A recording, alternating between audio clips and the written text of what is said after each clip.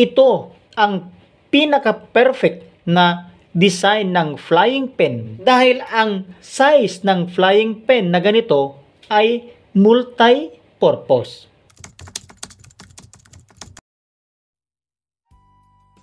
Magandang buhay mga boss! Ang i-share ko sa inyo ngayon ay tungkol naman sa aking na-develop na flying pen na tinatawag kong multi-purpose flying pen dahil sa dami ng mga bagay-bagay na pwedeng paggamitan sa kanya. Ito ang una kong flying pen mga boss, walang saktong sukat, medyo kwadrado siya, masyadong maluwang, mababa yung bubungan, at ginamitan ko lang siya ng kawayan na frame, plastic net, isang pirasong yero, at at yan na yung ginamit ko na flying pen nung ako ay nagkukondisyon. At ginamit ko na rin siya bilang breeding pen at brooding pen. Ito yung pangalawang design ng aking flying pen, at dahil nga sa experience ko dun sa isa, ay gumamit na ako dyan ng bakal na 12mm para mas matibay at mas magtatagal. At dahil nga ang purpose niya ay flying pen, medyo mas mataas na yan para ma-maximize ko yung purpose niya bilang flying pen. Plastic net pa rin yung ginamit namin katulad nung dati. Pero hindi namin inaakala na kayang-kayang butasin pala yan ng aming mga alagang kambing. Diyan mismo mga boss. Sa butas na yan, nakalabas yung aking broodcock na Boston Roundhead. Walang sugat na nanalo yon sa MCC, Manila Cockers Club. Personal na hinatid ni Your Honor dito bilang tanda ng aming pagkakaibigan. Kita nyo naman ang ginagawa ng aming mga kambing. Ginagawa nilang massage therapy yung net para sa kanilang katawan. Dahil sa pangyayaring yon, natuto na tayong mag-adjust ng materialis na gagamitin bilang dingding ng ating flying pen.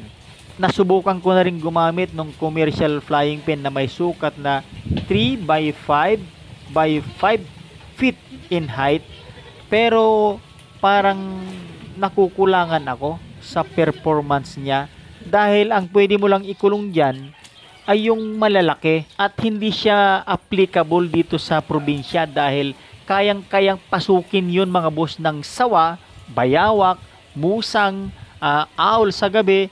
Kaya napilitan akong gumawa ng sarili kong disenyo. Nandito tayo ngayon mga boss sa ating very reliable na illustration board. Para syempre, katulad nung dati, mas madali nating maintindihan ang bawat isa at mas madali kong i-share sa inyo yung mga features ng aking multipurpose flying pen ayon sa aking pangangailangan. Kaya yung mga sukat na ginamit ko ay kakaiba sa mga traditional na flying pen na inyong nabibili sa merkado. Umpisahan natin sa gauge ng bakal. Ang ginamit kong frame, ito po mga boss yung frame para mas malinaw. Alam ko, naiintindihan nyo nga, pero mas maganda yung 100% na walang naiiwang agam-agam na katanungan. Ito po yung mga frame. Ang ginamit kong size ng bakal sa aking mga frame ay 12mm na corrugated steel bar. Huwag po yung plain na round bar corrugated yung may bukol-bukol na steel bar ang ginamit ko.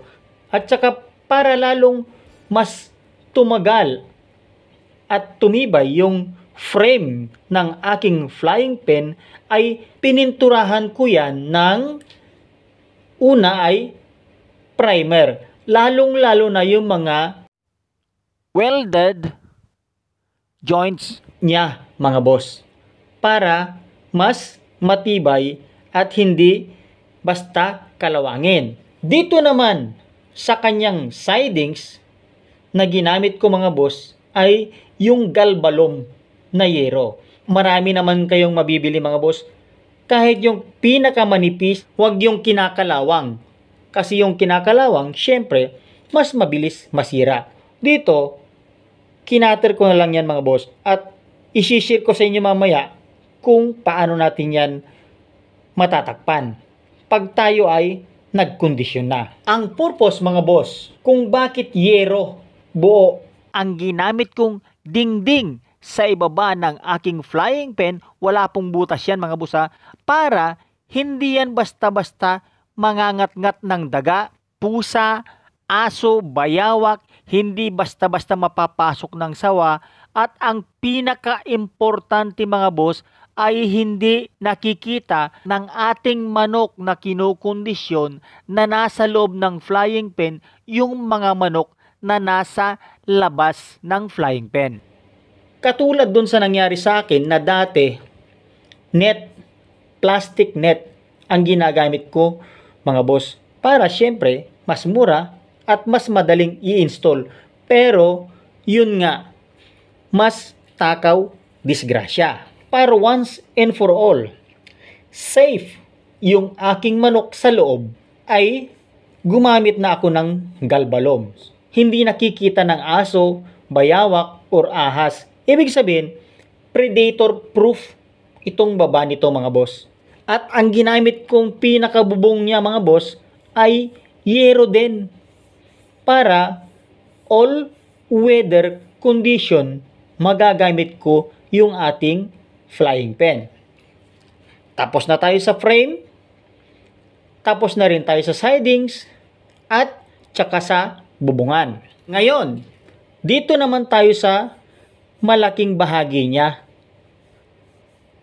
Dati, ang ginagamit ko dyan ay yung plastic mesh kung tawagin. Pero, ang pinakamainam para sa akin na gamitin na pinakadingding ng ating flying pen ay yung chicken mesh. Pag chicken mesh kasi mga boss, unang-una, galvanize siya. Magtatagal talaga. Hindi kakalawangin. Pangalawa, hindi basta-basta masisira ng mga magnanakaw. Diretsahin na natin. Pangatlo, safe kayo sa musang, bayawak, or ano pa man na predator. Di ba? Kasi hindi niya yun basta-basta mangangat-ngat na eh. Medyo mas mahal nga lang mga boss. Pero, konti lang. At saka i-consider ninyo, pag nabuo nyo itong flying pin na to mga boss, good for 10 to 15 years ang serbisyo niyan sa inyo. Kaya sulit na sulit, iwas disgrasya pa yung inyong mga manok. Ngayon, punta na tayo sa kanyang sukat. Katulad nung sinabi ko, ito po ay sarili kong sukat na naaayon sa aking pangangailangan. Itong mas maliit na side niya ay 5 feet ang haba. Mula dito hanggang dito. 5 feet mga boss ha? Bakit 5 feet ang aking ginagamit mga boss? Dati talaga gumagamit ako ng 4 feet lamang. Pero naobserbahan ko na mas maganda pag 5 feet ang lapad ng aking flying pen. Kung bakit mga boss ay mamaya ko isa-isahing isi-share sa inyo. Tuloy tayo. Dito naman sa pinaka mahaba niyang bahagi. Mula dito hanggang dito mga boss, ang sukat na aking ginagamit sa aking flying pen ay 8 to 9 feet. Pero kalimitan sa aking mga flying pin mga boss ay nasa sukat na 8 feet lamang.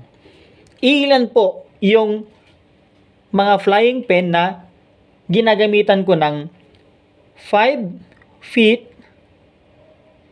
by 9 feet.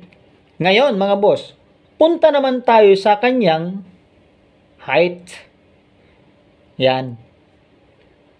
Mula dito sa baba hanggang sa pinakataas na bahagi niya, ang sukat ng aking flying pen, mga boss, ang taas rather ng aking flying pen ay may taas na 10 feet.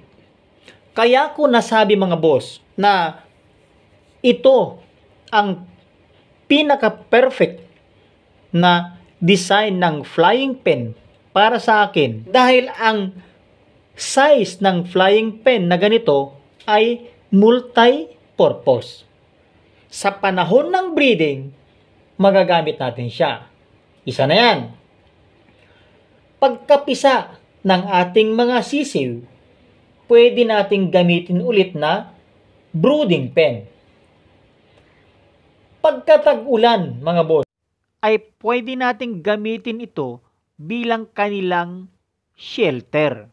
Kung sakali sila ay nasa range area na. Pagdating ng panahon na magiging stagna yung ating mga cockerels, ay pwede natin siyang gamiting hardening pen. Pag naging tandang na at naging napakagandang stagna, pwede nating gawing conditioning pen.